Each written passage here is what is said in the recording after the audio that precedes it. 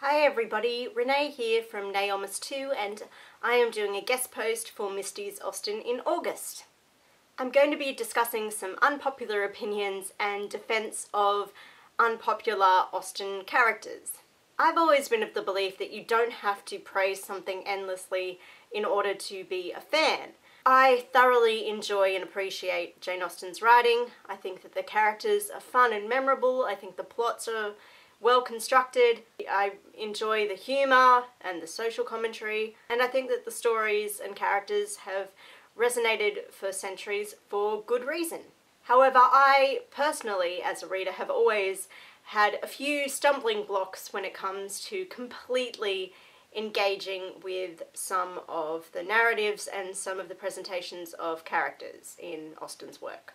Please note this is entirely a personal preference thing and very much my own personal journey with Jane Austen and her writing.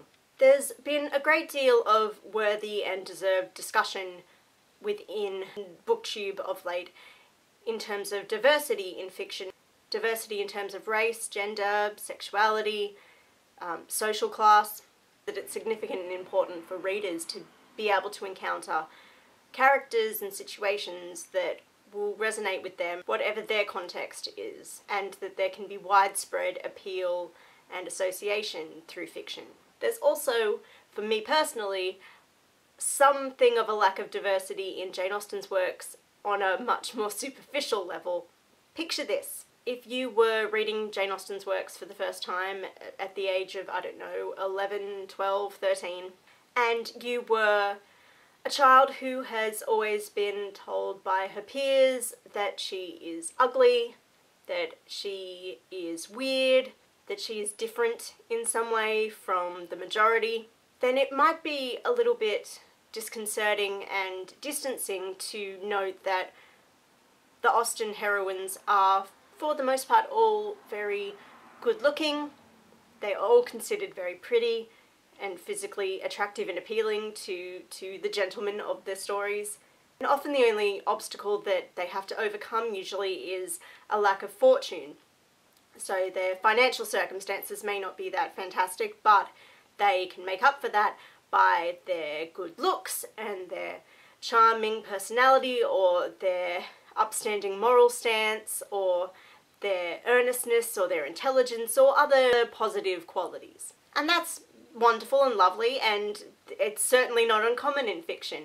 You're far, far more likely to encounter heroes and heroines of any kind of genre, be it classic or contemporary, where they will be physically attractive. As human beings, we just seem to have this innate need to associate positive attributes and to emotionally connect more strongly and more immediately to somebody if they are attractive. There's also some kind of inbuilt connection between the idea of being good looking and being a good person. That's often a crucial factor in fairy tales and folklore. You will usually have the villains, the witches, the evil wizards being ugly, old, decrepit, all that sort of thing.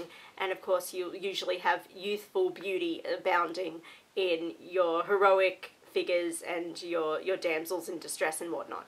So where does that leave a reader, especially an impressionable young female reader, if they have never been told that they possess a lot of the qualities that make for a heroine? If you're somebody who has always felt physically unattractive and undesirable and unwanted, if you felt ignored or underappreciated or mocked by other people, then where can you find resonance with a lot of the characters you're going to encounter in Jane Austen's works? And an argument be made in this case for wish fulfillment being a key factor.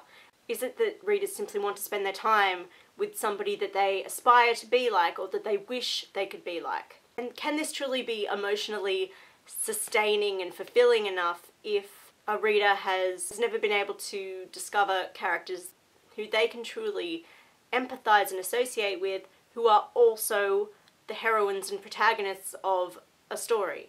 to use the most popular Austen example being Pride and Prejudice, for myself I always had two key figures that I most readily associated with in that narrative, being Mary Bennet and Anne de Bourgh.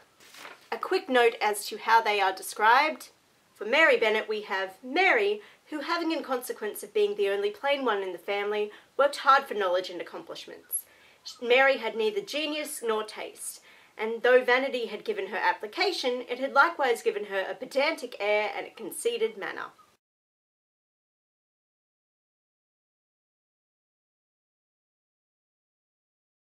I've seen plenty of readers and Janeites argue that Mary's lack of appeal is much less in her physical appearance and far more in her rather high opinion of herself, in her inability to understand social cues, in her habit of continually trying to quote verbatim messages and morals that she's learned from her reading without completely understanding them herself, and doing so in an inappropriate and very dictatorial fashion. And that's entirely fair enough, but one of my go-to arguments has always been, how would you cope if you were Mary growing up in a family where your mother had been considered a beauty in her youth and your four sisters are all praised for their good looks, especially your elder sister, and you've pretty much always been either completely ignored or mocked by your siblings or dismissed by your father, of all people? How would you cope? And would it be understandable for you to try and cultivate accomplishments that maybe you don't succeed that much in, but trying to actively seek out talents and skills that you think maybe will be able to make up for the things you're deficient in and hopefully get you some attention and appreciation from those around you? I've always felt that Mary's situation was quite pitiful, and I could very much empathise with her, and I'd always felt genuinely angry whenever anybody in her family would make fun of her or just dismiss anything she said. Anne de Bourgh is described as being pale and sickly. Her features, though not plain, were insignificant, and she spoke very little. I have many chronic illnesses, and so I've always been able to sympathise with Anne and her ill health and her lack of energy. But as a reader, I always felt that these circumstances that are entirely out of Anne de Bourgh's control were almost ridiculed a little bit in Lizzie's perception of that character. The reasons that were given to, if not dislike, then discredit Anne de Bourgh's existence are things, again, that we are to assume are entirely beyond her control and her doing, which is mainly just to say her supposed engagement to Darcy, which has been entirely dictated by her mother, not herself. Again, Anne de Bourgh was just always a character I felt genuine pity for, because I could see a lot of myself in her, and no one gave her the time of day and just shrugged her off and possibly had a little bit of a giggle behind the hands at her expense.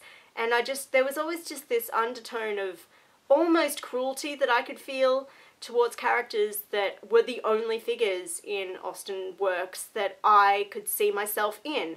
And where does that leave you as a reader if this is your own personal association? I need to state that this is not a criticism of Jane Austen as a writer.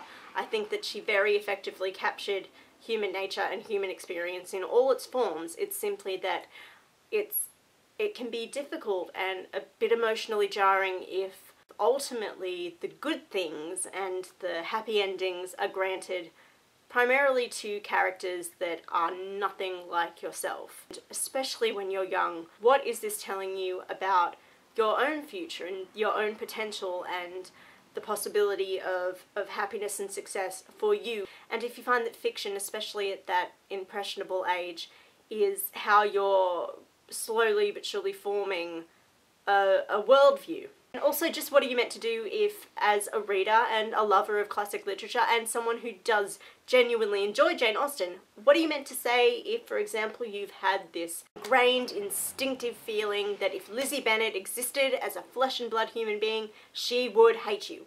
Subsequently, you have always felt very, very emotionally disconnected from that character who is seemingly beloved and held in such high esteem by so many other people. Do you find that your role as a fan is in any way diminished or lessened because you may not hold the same opinions as everybody else? Do you find that you're discredited and told that you are not worthy to call yourself a Janeite if you don't particularly like Lizzie Bennet as a character?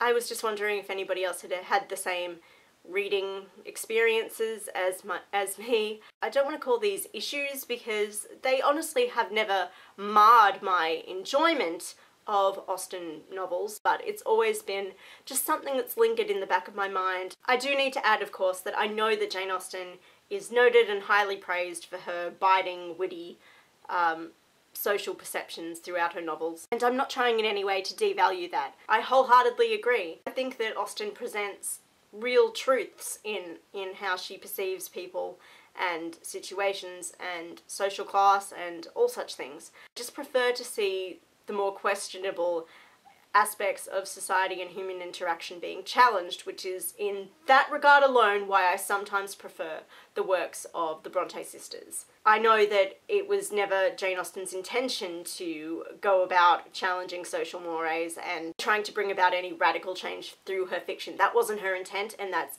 absolutely fine.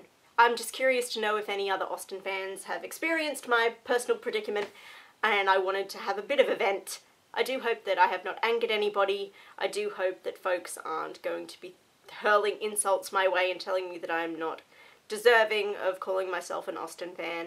I think that discussion is excellent, and I think that casting a critical eye over something that you enjoy doesn't have to lessen the enjoyment that you can get from it. If anything, in some ways, I think that discussion and critical assessment can enhance your appreciation of a work. Just let me and Misty know what you think of underappreciated Austen characters and the way in which unattractive people are presented in Austen's works. I could have done a whole other segment on slut-shaming aspects in Austen, wherein you can effectively argue that plenty of good-looking characters, especially females, are presented as villains or not that nice people. That's almost always through a connection between their physical attractiveness and their sexual activity, and how the joining of the two can morally corrupt them.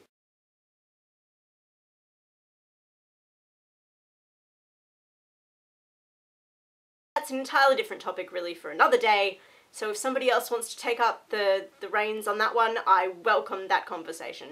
I do truly consider myself to be a Jane Austen fan. I just thought I would open up about some of my personal struggles with connections to Austen characters in the past. Do you think there's no harm whatsoever in Austen's heroes and heroines always being physically attractive folk? Do let me know what your thoughts are. Happy Austen in August. Thank you very much to Misty for letting me do this rambling chat. I'll see you all later. Bye!